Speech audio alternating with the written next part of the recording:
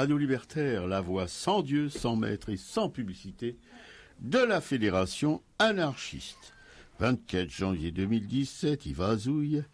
C'est l'émission à racaille, vous m'en direz tant, qui se consacrera aujourd'hui pour sa partie artistique au musée Fournaise à Château. Oui, on y est déjà allé, mais on y retourne cet hiver. C'est moins guette que l'été, hein, vous en causera. Voilà. Vous venez d'écouter Le Temps des Cerises par Noir Désir.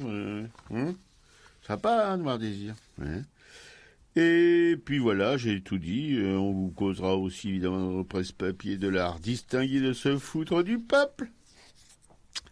Et des grévistes kurdes qui, en ce moment, font la grève sur le tas, hein, dans le métro, parce qu'ils ne sont pas payés.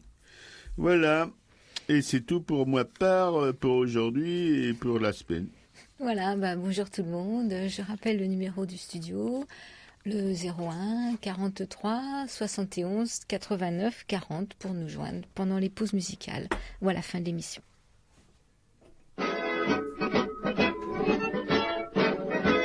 Dans la grande ville de Paris, dans la grande ville de Paris, il y a des bourgeois bien nourris, il y a des bourgeois bien nourris, il y a les miséreux qui ont le ventre creux, ceux-là ont les dents longues, vive le son, vive le son, ceux-là ont les dents longues, vive le son de l'explosion. Dansons la ravachole, vive le son, vive le son, dansons la ravachole, vive le son de l'explosion. Il y a les magistrats vendus, il y a les magistrats vendus, il y a les financiers ventrus, il y a les financiers ventrus, il y a les argousins, mais pour tous ces coquins, il y a de la dynamite, vive le son, vive le son, il y a de la dynamite, vive le son de l'explosion. Dansons la ravachole, vive le son, dansons la ravachole, vive le son de l'explosion. Il y a les sénateurs gâteux, il y a les sénateurs gâteux, il y a les députés véreux, il y a les députés véreux,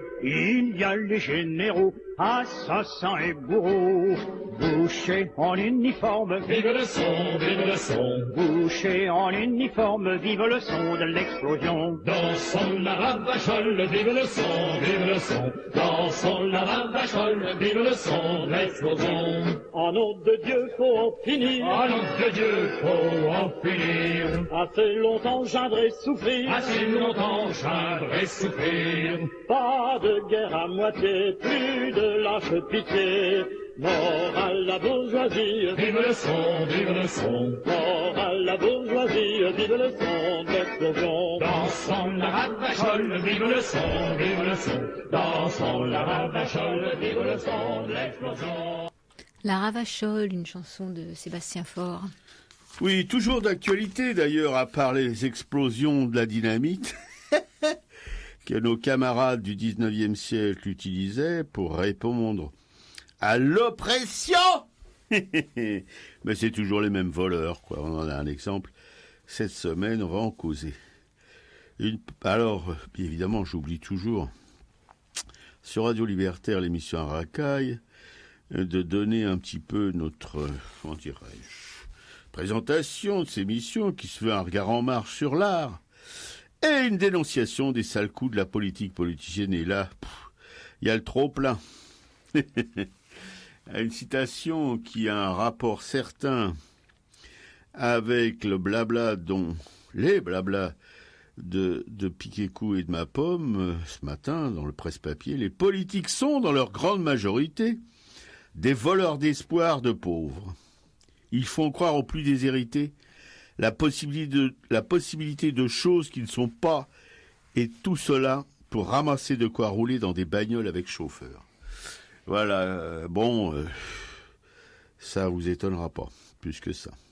Ouais, alors on va commencer par un petit audio. En fait, c'est Gérard Mordillat qui était avec Là-bas si j'y suis et qui va parler de l'entourage de Monsieur Fillon parce que c'est quand même le sujet de ton presse-papier, Robert. Oui. Si on regarde alors le fameux entourage de Monsieur Fillon, ça devient assez extraordinaire parce que il a constitué sa garde rapprochée ou son shadow cabinet.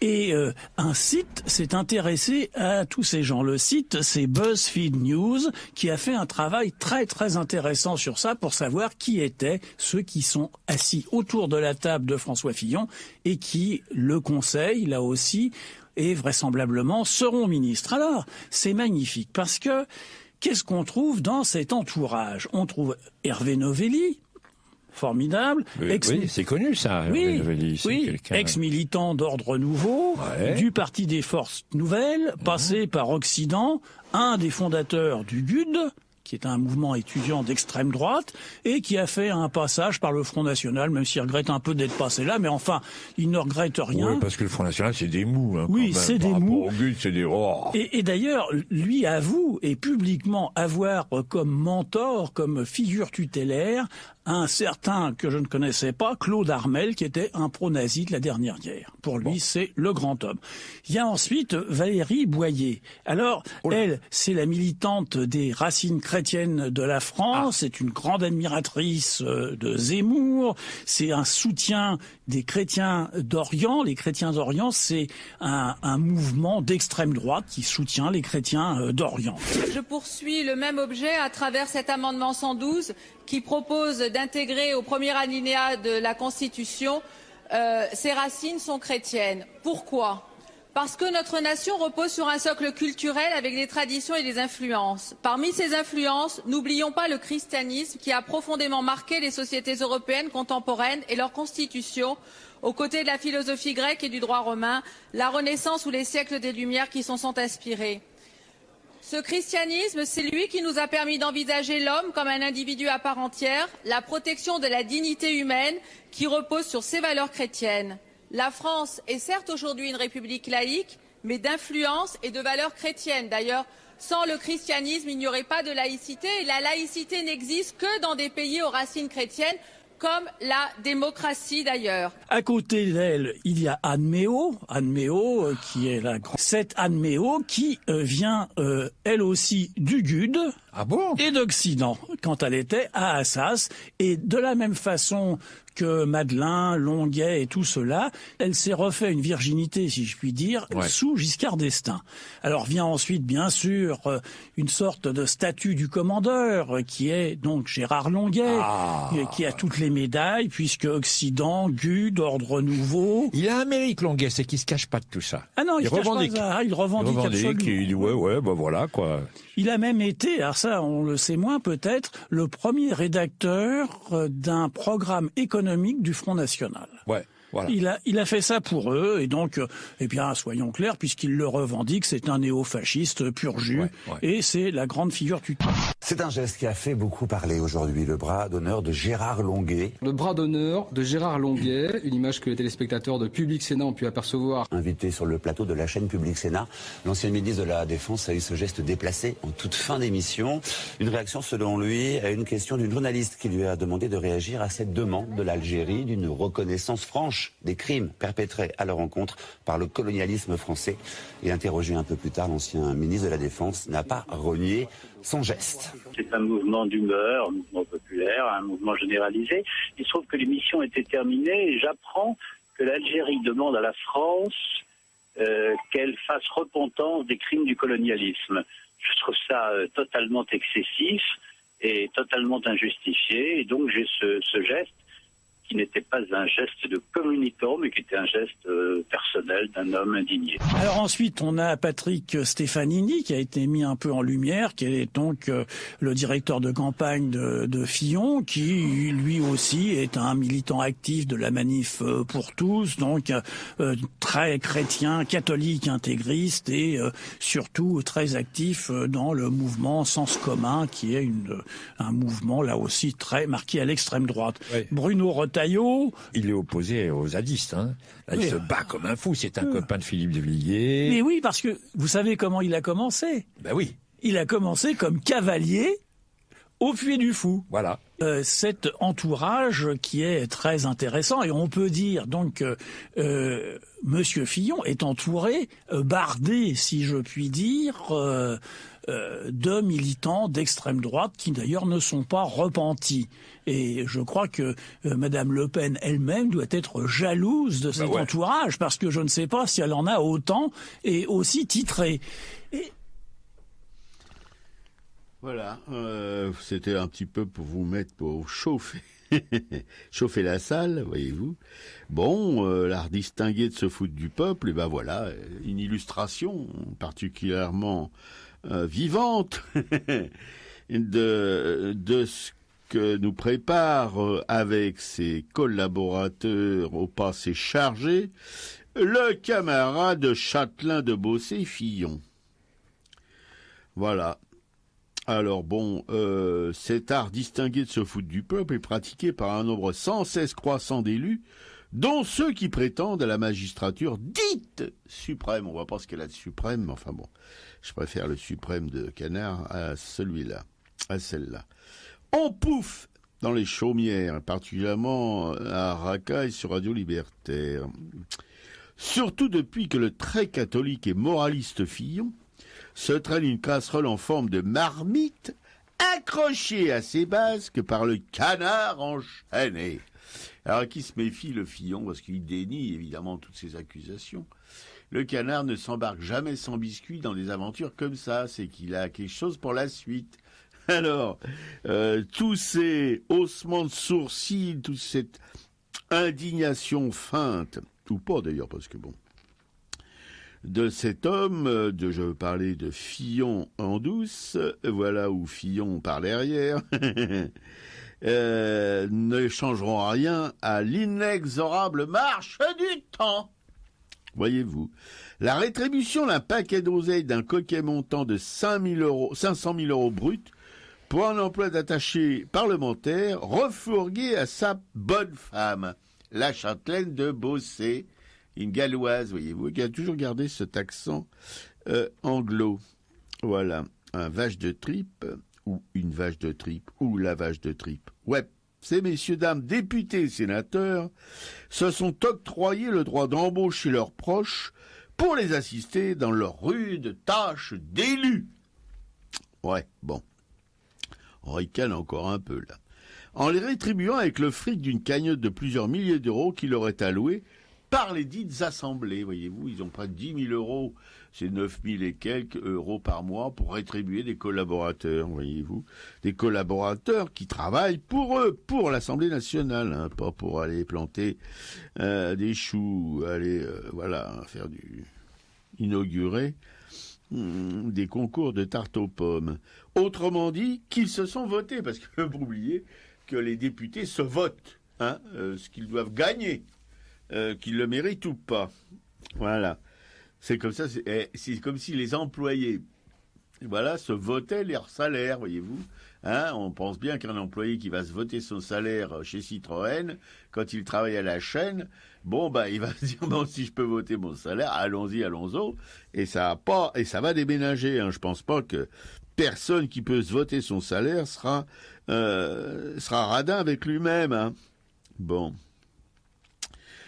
Voilà, alors aujourd'hui on va balancer, voilà, c'est pas notre habitude, mais quand même là ça dépasse un petit peu les choses acceptables, hein. Voilà.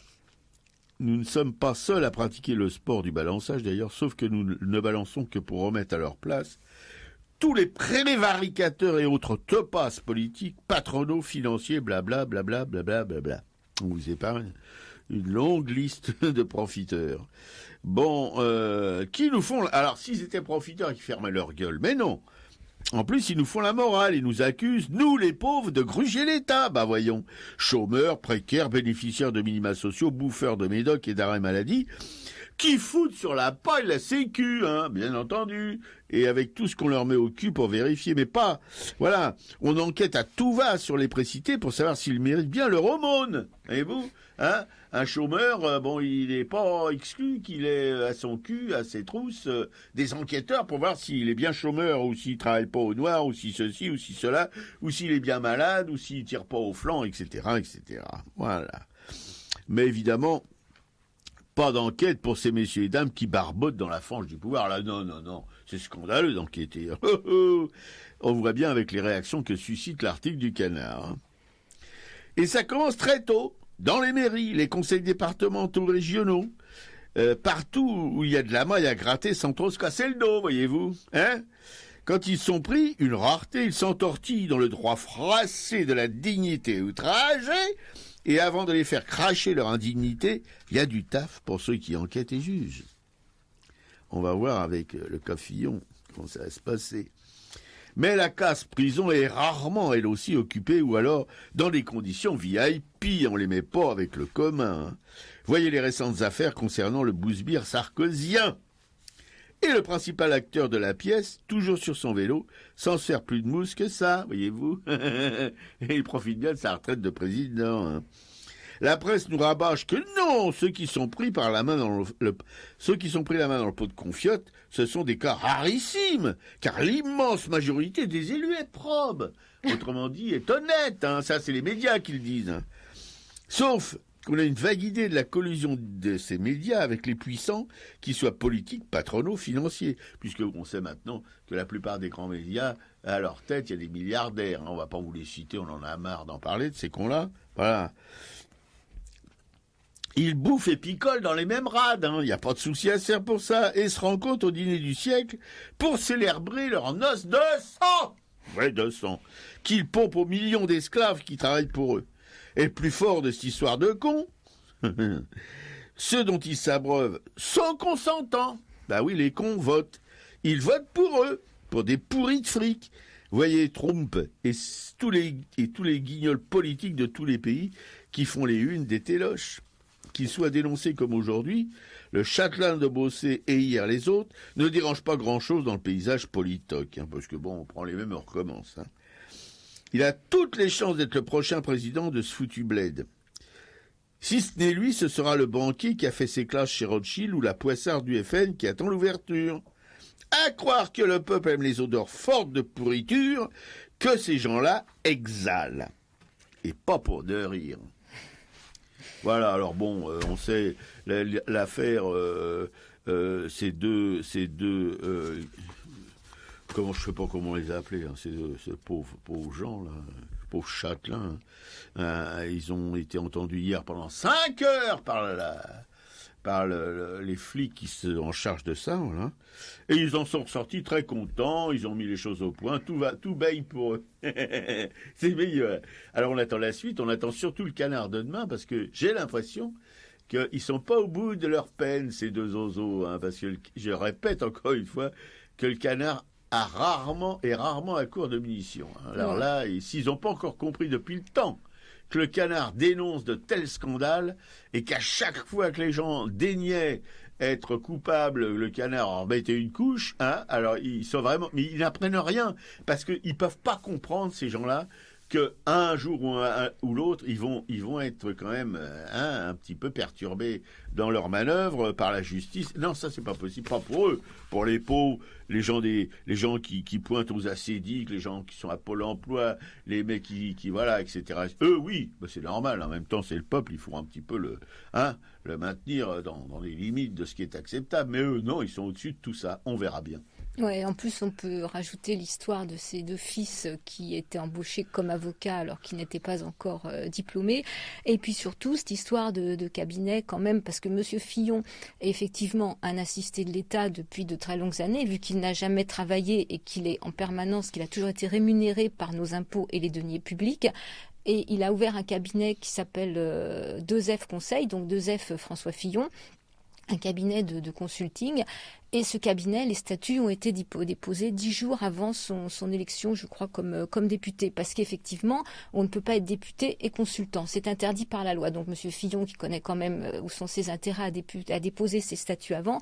Et que ce cabinet de consultant lui rapporte quand même 17 600 € par mois. Ce qui n'est pas négligeable si on rajoute effectivement ces indemnités prises sur les deniers publics.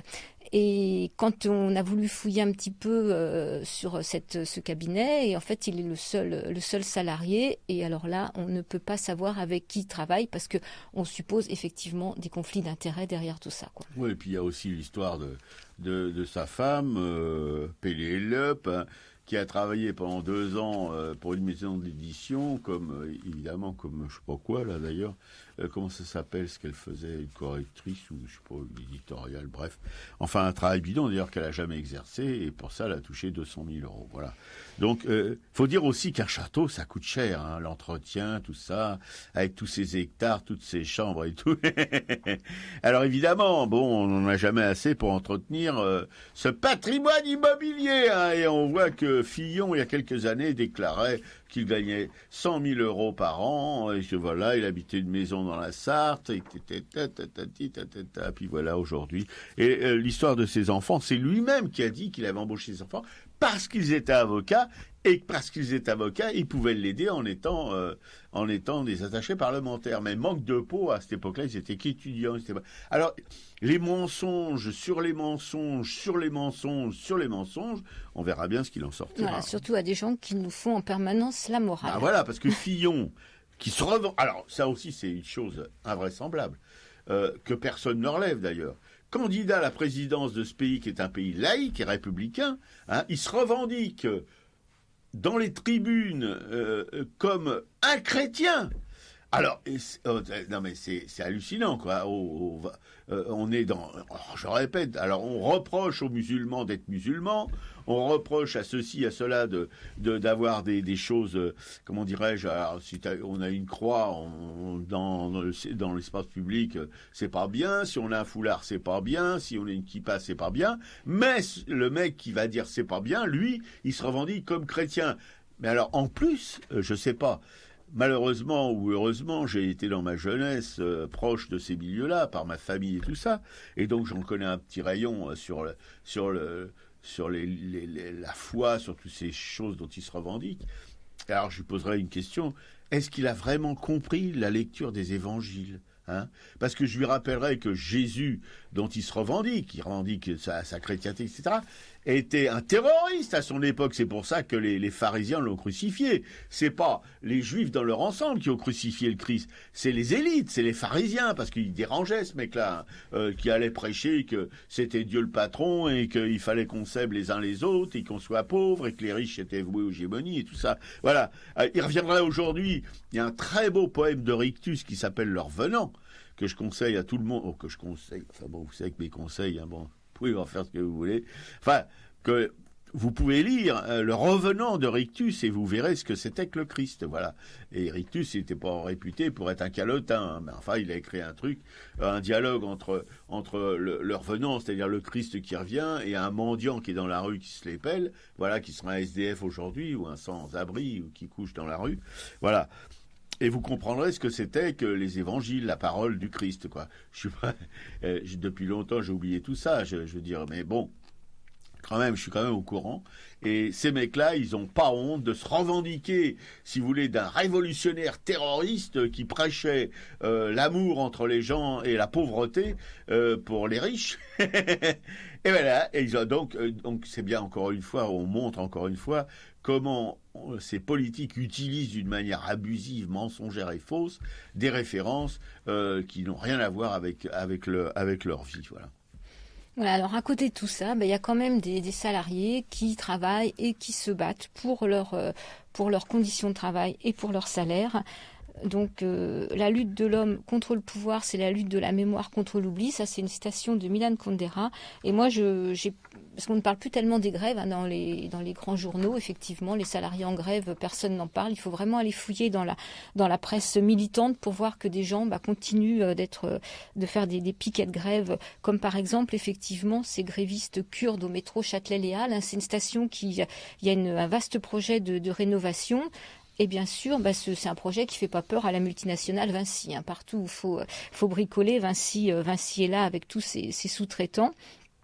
Et donc, comme dans très nombreux autres chantiers, ce prédateur du béton et de la partie, et là, c'est sa filiale Sogea TPI qui se colle aux travaux de rénovation. Alors, sur ce chantier qui est sans cesse mis en avant avec fierté par la mairie de Paris, si on fouille un petit peu, tout ne se passe pas aussi joliment que les maquettes en 3D du projet. Parce que depuis une quinzaine de jours, effectivement, plusieurs dizaines d'ouvriers de la société FH Service, qui est elle-même un sous-traitant de cette société Sogea TPI, ces ouvriers se sont mis en grève pour une raison toute simple, c'est qu'ils ne sont pas payés depuis plusieurs mois, et même jusqu'à 8 mois pour certains. Oh là là. Alors, ces hommes sont pour la plupart originaires de Turquie, ils travaillent de nuit, et ils ne sont tous pratiquement pas déclarés. Donc, que réclament ces grévistes ? Ils réclament le paiement des arriérés de salaire, ainsi que l'ensemble de leurs fiches de paye avec leur contrat de travail. Et d'après la presse, au 24 janvier, le groupe Vinci n'était pas en mesure de commenter dans l'immédiat. Merci Vinci.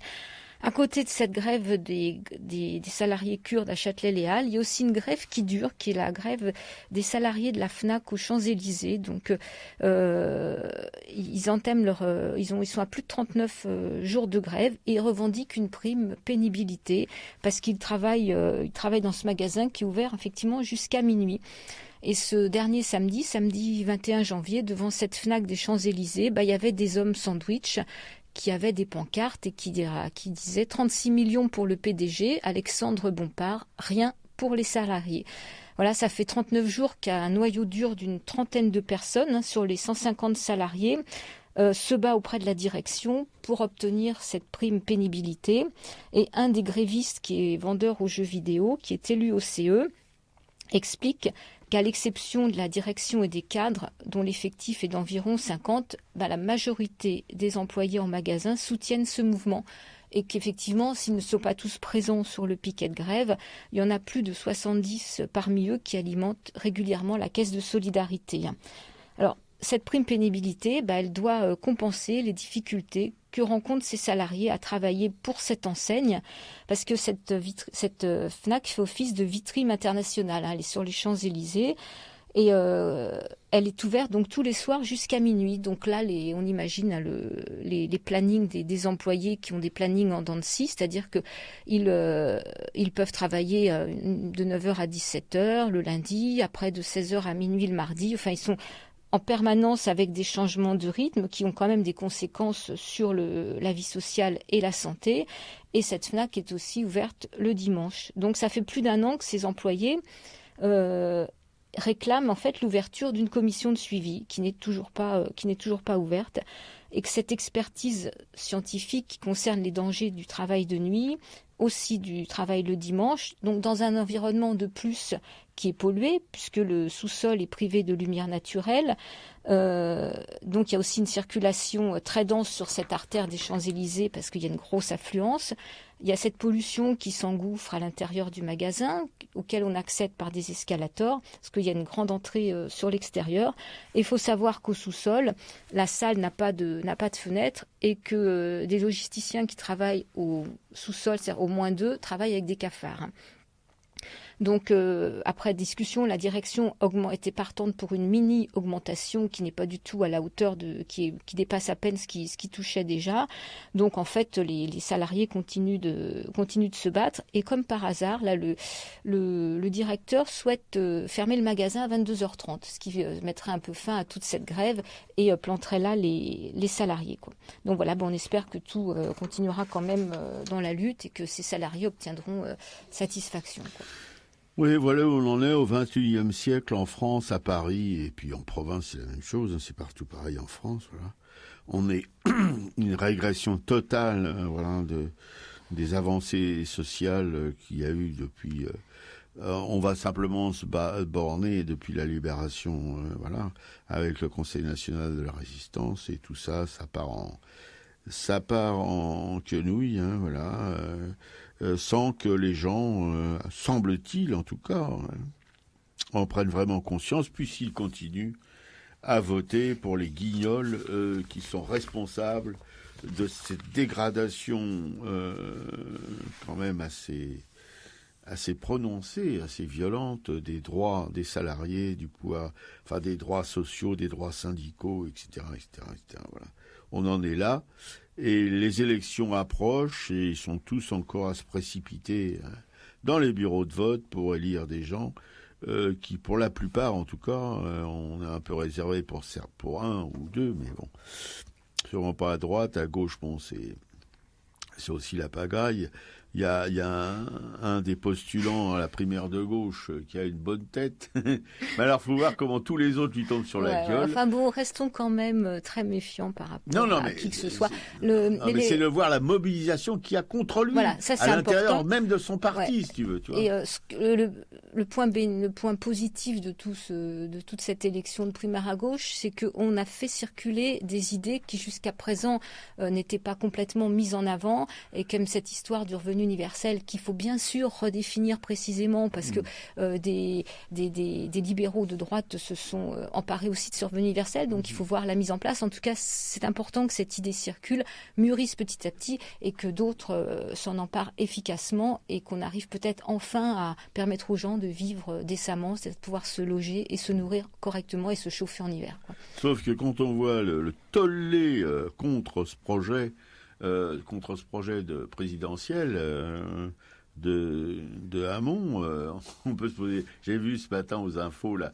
Alors des députés socialistes, dits de l'aile droite, déjà ça fait rigoler quand on parle d'aile droite au Parti socialiste, qui sont vent debout contre ce projet, voilà, et qui vont quitter le Parti socialiste, parce qu'il y a les investitures aussi, il faut dire, là ça les ralentit un peu, mais qui adhèrent à Macron et qui vont le soutenir, vous voyez, où on en est dans la déliquescence d'un parti qui n'avait, comme le faisait remarquer ma camarade ce matin, Piécou, depuis Jaurès, le Parti socialiste, bon, on se demande pourquoi il a encore ce nom-là, quoi, tu vois, parce que bon, après la guerre déjà pendant la guerre de 14, ils étaient tous vent debout pour aller faire massacrer les piou-piou, et puis après, on voit là, jusqu'à Mitterrand, puis Mitterrand est arrivé qui a finalisé le programme d'anéantissement des idées révolutionnaires d'un parti qui pourtant au départ était un parti révolutionnaire. Je rappelle quand même que l'Humanité,